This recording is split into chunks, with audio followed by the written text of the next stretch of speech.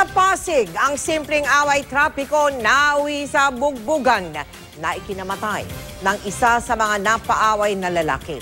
Hanggang ngayon naman ay pinaghahanap pa ang suspect at dyan tumutok si John Veneracion.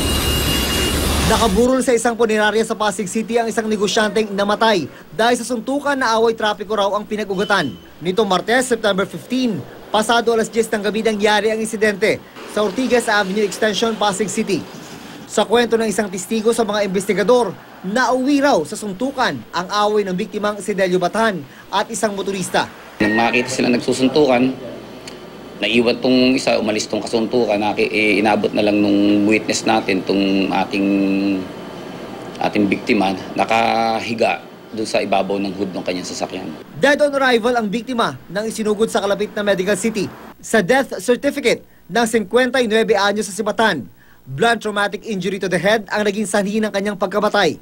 Pinaghahanap na ng mga pulis ang tumakas sa suspect na nasa edad 40. Naisulat na isang saksi ang conduction sticker number ng puting Mazda na gamit ng suspect.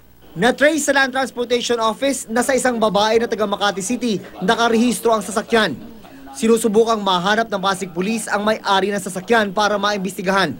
Siguro dahil sa pagmamadali nila, alam nyo naman kasi ang mga tao ngayon pagdating dun sa mga traffic na yan, parang gusto nila laging mauna sa daan. Kaya siguro yun nagiging cause ng initan nila at minsan mga girian nila dyan.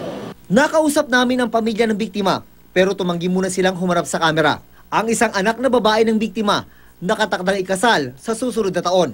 Sana raw mabigyan ng hustisya ang pagkamatay ng kanilang padre de pamilya. June Veneracion, Nakatutok, 24 Oras.